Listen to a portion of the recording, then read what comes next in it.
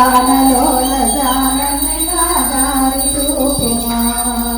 గానలోల జాలనైనా దారి చూపుమా స్థిరముగ శ్రీగణని అంటూ వెలసివమ్మ స్థిరముగ శ్రీగణని అంటూ వెలసివమ్మ స్థిరముగ గోపాల